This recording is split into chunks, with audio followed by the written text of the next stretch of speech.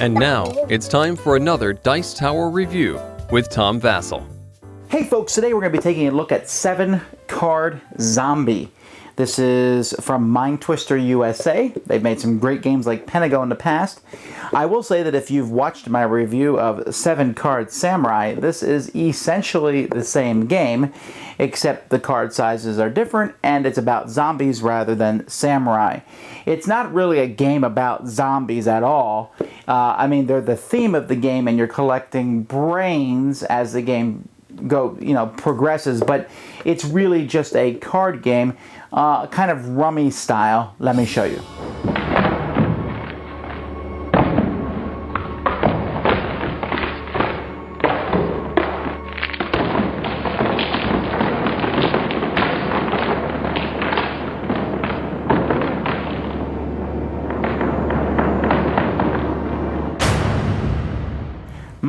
Brains, which are basically white go pieces with brains printed on them, and you're trying to get these at the beginning of each round of the game.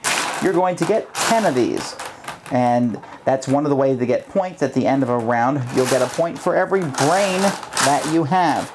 Each player is going to draw 5 cards from this deck, which is conveniently shaped like coffins. Actually, it is pretty cool, the shape of these. And on these, you're going to have different cards. Here you have a graveyard zombie, undead horde. In fact, there's 4 different kinds of zombies. We have a clown zombie, nurse zombie, viral zombie, and graveyard zombie. Those are the 4 different kinds of zombies. I have to say I'm not a fan of this artwork at all. It's really kind of grotesque. Well, I mean, I know zombies are grotesque, but this is just kind of bleh. I mean, it looks too depressing, I guess would be the word for it. But anyhow, then you have commandos, which go from 3 to 5. There's different numbers on the commando cards. Then you have a Gravedigger, an Undead Horde, and Hunter cards. These are special cards. You'll start with 5 of these cards, and on your turn you will draw 2 cards, which you can draw from either the draw pile or the discard pile, as long as it is a zombie that you draw. Then you are allowed to play cards. Now, you may play zombies in front of you. So let's say I want to put down 2 viral zombies in front of me. Now, putting zombies in front of you is a good thing to do for 2 reasons. One, the goal is to put 7 zombies in front of you. When you do that, the game will end. But zombies also protect you from commandos. See, if someone plays a commando card on someone else, that's how many brains they're going to steal. So here's 5. So they're going to steal 5 from me, except they'll steal 2 less because of these 2 zombies.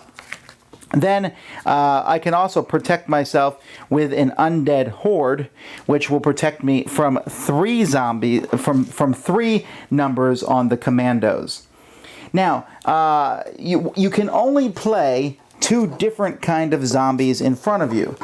And what you're trying to do is trying to get the highest score possible. If I manage to get 7 zombies of the same type, several viral zombies there, then I'm going to score 20 points. However, I'll only get 15 if I have 6 and 1 of another kind, and then I'll get fewer points if I have 5 and 2, and 4 and 3, and so on and so forth. You can have different combinations, but you can only ever have 2 that are laid in front of you. Now, you can use an undead horde as a wild card, but if you do that, then the most points you can get on the turn is 10, even if you have 6 of one kind and 1 of another. 7. 7 is the most points you can get, 1 point for each card. So you can get 10, 12, 15, or 20 without using the Undead Horde, but it's a whole lot easier if you use the Undead Horde. Now, you can play some cards in combinations. You can play a Hunter and a Commando together, and if you do that, you will be able to steal brains and they can't defend. The Undead Horde is not going to be able to stop you. You can play a Hunter and a Gravedigger together, and you'll be able to take 2 cards from the hand or players face-up cards to put 1 card in the graveyard and 1 card in your hand. You can also play 2 commandos together for a combined amount. Now, you can play cards by themselves. You can play a Gravedigger to take a card from someone else or from the discard pile into your hand. You can play a Hunter by itself to take a card randomly from someone's hand or in front of somebody. And you can play undead hordes, well, like I said, as wilds. So that's basically what you're doing. You're drawing and playing and drawing and playing and drawing and playing until someone has 7 zombies in front of them.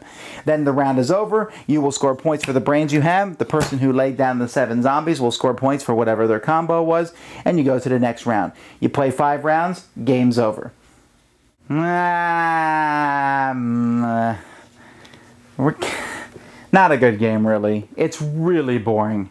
I mean, you can sit there and you can say, ooh, I got these zombies and I got these zombies and I'll play these in combos, but there's not a lot of excitement. You know, there's a really cool feature of the game. That's using those cards in combination. A hunter with this works together and the gravedigger with the hunter, and you can use those. That's neat. And if there was a lot more different kinds of combinations, I think that would add some layer to the game. But you very rarely get these combos, and then when you use them, they're not that interesting. It's just put cards in front of you, watch other people put cards in front of them. There's very little tension. The game can be blown out, especially in the first turn. Someone else plays a couple of commando teams and takes all your brains, and then you're like, ooh, I'm going to take those back from you. And then they lay a couple undead hordes in front of them, and there's nothing you can do about it. In fact, almost every game I play results in people putting undead hordes out all the chance they can get, which means the most points they're going to get is 7 from getting a group of 7, but they don't care because they're protecting their brains, which means they'll get 17 points if they pull out a round. If I get 20 points, but people have stolen all my brains, I only get 10. And so all these scores even out, and the whole thing just becomes one big lackluster thing.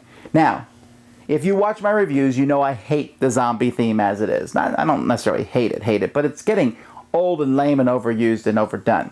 But that is not really has nothing to do with my thoughts on the game. The game itself is just boring. I can see what they were trying to do and play the cards, and you know, I don't even remember what I said for the 7-card samurai game because that was very forgettable too.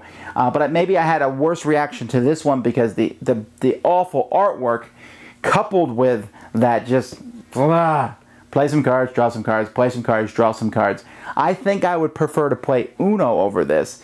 This might have some more strategy, but it doesn't have any excitement. At least in Uno, you're saying, draw 4, sucker! Here, I'm taking some of your brains. All right, go ahead, take them. Because I'll take them right back or I won't. It doesn't matter.